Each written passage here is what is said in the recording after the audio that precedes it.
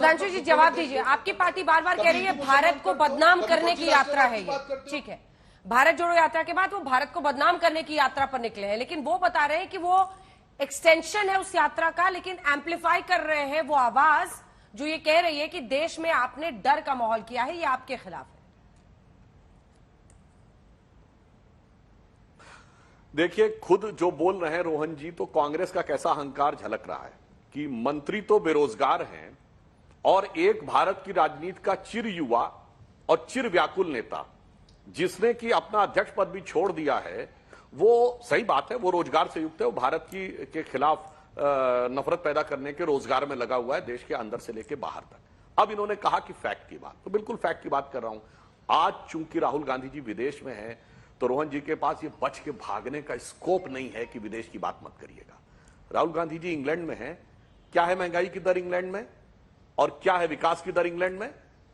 और इससे पहले इटालियन अखबार को उन्होंने इंटरव्यू दिया है, क्या है महंगाई की दर इटली में और क्या है विकास की दर इटली में। अब मैं बता देता हूं, इंग्लैंड में जो है वो 9.7% महंगाई की दर है, भारत की दर से दुगनी है। और अरे भाई ये क्या मैं बता रहा हूं भाई, अरे बात सुनिए, ये क्या, अरे भाई आप बाहर जाके यथार्थ की बात करिए ना, बीच में नहीं, रोहन जी पूरा कर ले। मैं बता रहा हूं, पूरी बात होने दीजिए, उसके बाद आपको लगे कि इसका संबंध नहीं है तो आप मेरी बात के चिन्ह चिन्ह उड़ा दीजिएगा। अब मैं बता रहा हूं, और वहां पर विकास की दर है 5.7, इटली में तो हालत और खराब है, 3.9% विकास की दर है, 12.3% महंगाई की दर है, और पूरी दुनिया में 2.9% है विकास की दर, भारत की 6.1, डबल है विकास की दर पूरी दुनिया से। अब मैं जो कहना चाह रहा हूं मान्यवर, चूंकि वो भिन्न भिन्न देशों में घूम रहे हैं, तो मैं विनम्रता से कह रहा हूं G7 कंट्रीज में और G20 कंट्री में एक कंट्री का नाम बताइए जहां महंगाई की दर भारत से कम हो और विकास की दर भारत से अधिक हो। फिर मैं कोट कर रहा हूं, यदि IMF की चीफ ने कोट किया कि भारत की विकास दर औसतन दुनिया की विकास दर से दुगनी रहने वाली है और 15% विकास को हम कंट्रीब्यूट करने वाले, आज की बात कर रहा हूं, लेटेस्ट पीरियोडिक लेबर सर्वे की जो रिपोर्ट आई है उसके अनुसार बेरोजगारी की दर अब 4.1% पे आ गई है, जो 2018 के बाद सबसे कम है, यानी अब हम कोविड के बाहर निकलते जा रहे हैं। अब आप रिपोर्ट देख लीजिए अंजना जी, नहीं तो कहिएगा आपके आज तक चैनल की देख लेंगे।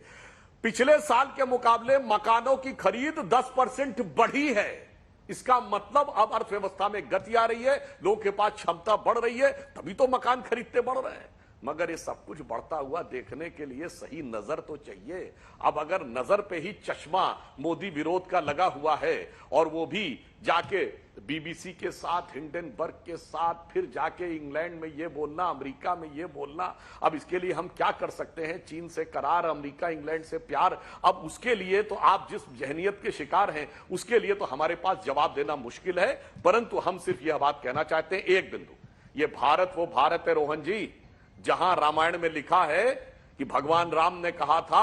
अपि स्वर्णमयी लंका न रोचते लक्ष्मण, जननी जन्म भूमिश्व स्वर्गादपि गरीयसी। मगर अफसोस कि आप बाहर जाकर, और फिर मैं एक बात और कह देना चाहता हूं अंजना जी, ये वो लोग हैं जिनको कि RSS में ब्रदरहुड और मोदी जी में विलन नजर आता है, ये वो लोग हैं जिनको जाकिर में शांति का मसीहा नजर आता है, हाफिज में साहब नजर आता है, उसामा में जी नजर आता है, इशरत में बेटी नजर आती है, बुरहान वानी में भटका नौजवान नजर आता है, अफजल गुरु में हालात का मारा नजर आता है, याकूब मेनन में जुडिशियल किलिंग नजर आती है, भारत के सेना के प्रमुख में सड़क छाप गुंडा नजर आता है, बालाकोट स्ट्राइक के बाद दुश्मन के सैनिक नहीं कौवे और पेड़ गिरे हुए नजर आते हैं, सर्जिकल स्ट्राइक के बाद सबूत नजर नहीं आता है, उन्हें ही RSS में मुस्लिम ब्रदरहुड नजर आता है, और मोदी जी जैसे काम करने वाले अब जीवन वृत्ति के अंदर उनको एक विलन नजर आता है।